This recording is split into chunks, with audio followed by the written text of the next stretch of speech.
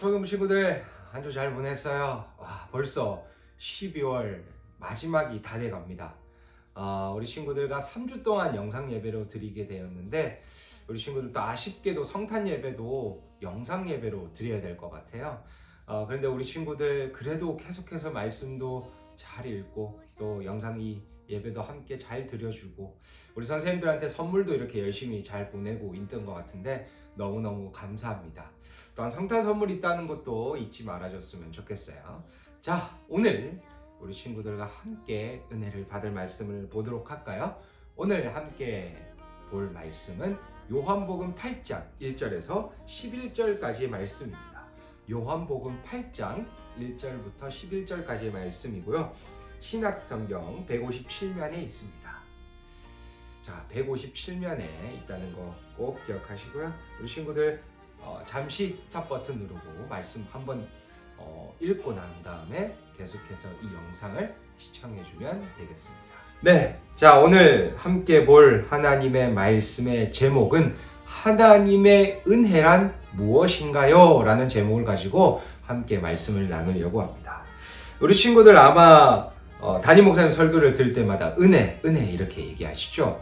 우리 친구들 은혜가 무엇일까요? 만약 다른 사람이 우리 친구들에게 야, 하나님의 은혜가 뭐니? 라고 물어본다면 우리 친구들은 뭐라고 대답하겠어요? 국어사전에 이 강사님이 찾아보니까 고맙게 베풀어주는 신세나 혜택이라고 돼 있어요. 좀 어렵죠. 쉽게 말하면 내가 뭘 했기 때문에 받는 것이 아니라는 겁니다. 자, 그렇다면 오늘 이 본문을 통해서 하나님의 은혜가 무엇인지 오늘 살펴보도록 하겠습니다. 자, 이 본문의 시작은 예수님께서 밤에 감람산에 가십니다. 감람산은 올리브산이라고 얘기하기도 하고요. 이 감람산에서는 두 가지를 하셨어요. 먼저 예수님께서는 쉬셨습니다. 그리고 기도하셨죠. 그리고 난 다음 아침에 이제 다시 성전에 있는 예루살렘에 가셔서 많은 이들을 가르치시고 계셨습니다. 그런데 이 바리새인들과 서기관들이 예수님이 거기 있는 것을 알고 한 여자를 데리고 옵니다. 끌고 온다라고 표현하고 있죠. 근데 이 여자에겐 죄가 있어서 데리고 온 겁니다. 어떤 죄이냐면 간음, 음행죄입니다. 성적인 범죄입니다.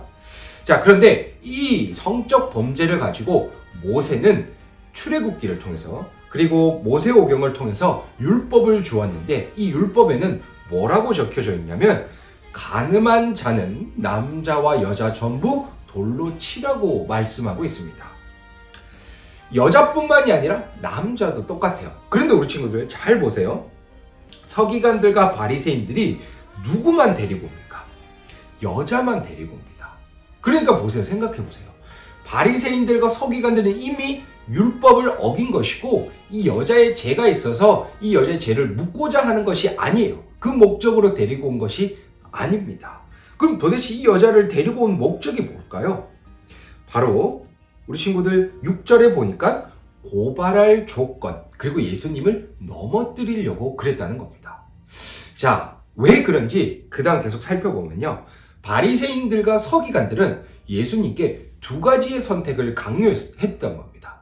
첫 번째 선택은 뭐냐면 만약 예수님께서 여자를 돌로 치지 말라고 하신다면 이것은 단순히 율법을 어기는 것 그 이상으로 이미 예수님은 범법자, 법을 어기는 사람이 되는 것이고 신뢰도 떨어지고 바리새인들과 서기관들이 그것을 통해서 고발할 수 있기 때문이에요. 자, 그 다음 반대로 만약 예수님께서 여자를 돌로 치라고 말씀하신다면 사형을 집행하신다면 이것은 그 당시 이스라엘을 다스리고 있던 로마 총독에 대한 도전입니다. 왜냐하면 사형의 권한은 오직 로마 총독밖에 가지고 있지 않았기 때문이에요. 그러니까 로마 총독의 권한에 도전한다는 것은 결국 고발당하고 죽는 것과 똑같습니다. 그러니까 예수님을 무너뜨리려고 두 가지의 덫을 놓은 거예요. 바리새인과 서기관들은 예수님이 올무에 걸렸다고 생각합니다. 자, 그런데 예수님께서 어떻게 반응하셨어요? 다른 대답 안 하십니다. 오히려 먼저 몸을 굽히시고 손으로 무엇을 막 쓰십니다. 뭐 십계명, 출애굽기 뭐 도저히 알 수 없습니다. 그러나 썼던 건 확실합니다. 예수님께서 막 쓰시고 계셨습니다. 그래놓고 다시 일어나서 바리새인과 서기관들, 젊은 사람들과 어른들, 거기에 말을 듣고자 하는 사람들에게 이렇게 얘기합니다. 뭐라고 얘기하냐면 죄 없는 자가 먼저 돌로 치라 라고 얘기합니다. 그리고 다시 몸을 굽혀서 손가락으로 땅에 막 글씨를 쓰시기 시작하셨습니다. 그러자 많은 사람들은 하나 둘씩 떠나기 시작합니다. 양심에 찔려서 혹은 부끄러워서 떠난 거죠.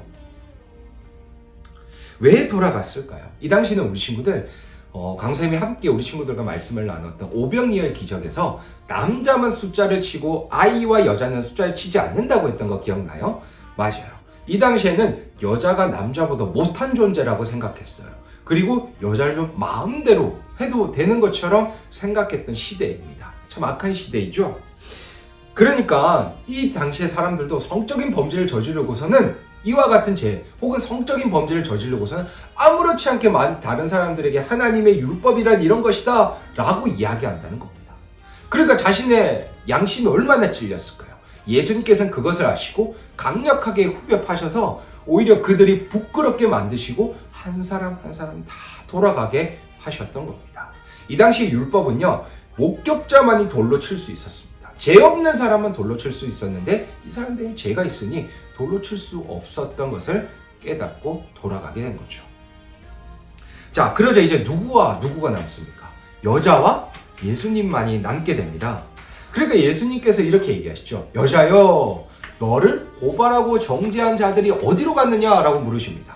여기서 여자여라는 것은 우리 친구들 강사님하고 함께 나누었던 가나 혼인잔치에 보면 예수님의 어머니인 마리아에게 예수님께서 뭐라고 하십니까? 여자여라고 얘기합니다.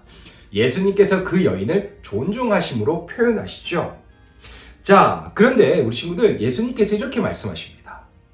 나도 너를 정죄하지 아니하겠다라고 말씀하시죠. 그런데 우리 친구들 앞에 보면 예수님은 죄가 없으십니다. 예수님은 성적인 죄를 범하신 것도 아니고 죄가 없으심에도 불구하고 예수님은 그 여인을 심판하고 정죄하지 아니하시고 오히려 뭐라고 얘기하십니까? 어디 갔냐? 라고 했을 때 여자가 주여 없습니다. 없습니다. 라고 얘기하니까 예수님께서 이렇게 말씀하시죠. 나도 너를 정죄하지 아니하노니 가서 다시는 죄를 범하지 말라라고 말씀하십니다. 자, 우리 친구들 이 두 가지를 오늘 본문을 살펴보면서 은혜란 무엇인지 두 가지만 함께 잠깐 살펴보도록 할게요. 먼저는 내가 누구인지를 알게 해주신다는 은혜입니다. 우리 친구들 이 여자를 보면서 그래 뭐 가늠하다가 행음하다가 온 여자구나 라고 생각하는 제3자의 입장이 되는 것이 아니라 만약 하나님의 은혜로 구원받지 못했다면 우린 이 여자와 똑같은 위치에 있다는 사실을 꼭 기억해야 합니다. 우리를 정죄하는 것이 아니라 하나님 앞에서는 원죄이고 우리가 어떤 행동, 무엇을 가지고 이 죄를 해결할 수 없기 때문에 우린 이 여인과 똑같은 죄인이라는 사실을 꼭 기억해야 합니다. 그런데 많은 하나님을 모르는 사람들은 이렇게 얘기하죠. 야, 말도 안 되는 소리 하지 마. 내가 왜 죄인이야? 라고 묻습니다. 맞아요. 그런데 하나님의 은혜를 알고 하나님을 믿는 자들에게는 죄인이라고 해서 내가 죄인 아니야 라고 하는 것이 아니라 하나님 앞에서 내가 죄인일 수밖에 없구나 라는 것을 고백하는 겁니다. 은혜 없이는 될 수 없는 일이죠. 자, 우리 친구들, 만약 우리 친구들이 자신의 죄인이라고 인정하고 하나님 앞에 기도한다면 또한 성경에서도 로마서 3장 9절 18절까지는 죄 아래 있다 라고 바울이 얘기하고 있는데 하나님의 은혜란 내가 죄인인 것을 발견하고 알게 해준다는 사실입니다. 자, 두 번째는요. 우리가 그로 인해서 죽어야 되는데요.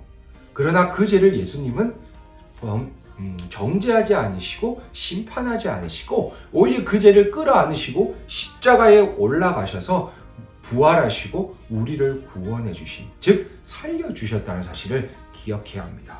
이것이 진짜 은혜라는 거죠. 예수님께서는요, 오히려 여인의 죄를 정죄하지 않으시고 그 죄를 끌어안고 올라가셨습니다. 어디로요? 골고다 언덕, 또 십자가에 가셔서 죽으시고 부활하셨습니다. 그래서 그 많은 죄인들은 구원을 얻게 된 거죠. 우리의 힘, 우리의 능력, 우리가 가지고 있는 소유물 혹은 행동으로 이 죄가 해결될 수 없는 것을 아는 것을 또 알게 되고 그러한 믿음을 주실 때 우리는 구원받게 됩니다. 사랑하는 초등부 친구들, 우리의 구원은요, 하나님의 전적인 은혜임을 꼭 기억해야 합니다. 하나님께서는 우리 초등부 친구들에게 은혜를 주시면서 정말 내가 죄인이구나, 정말 내가 이 구원의 문제는 어떤 행동으로도 해결할 수 없구나 라는 것을 꼭 기억하길 바랍니다. 그래서 정말 우리 초등부 친구들, 하나님의 은혜로 구원받았음을 꼭 기억하고, 또한 그뿐만이 아니라 하나님께서 삶 속에서 하나님께서 주신 이 은혜를 기억하고 감사하며 살아가는 우리 멋진 초등부 친구들 되기를 바랍니다.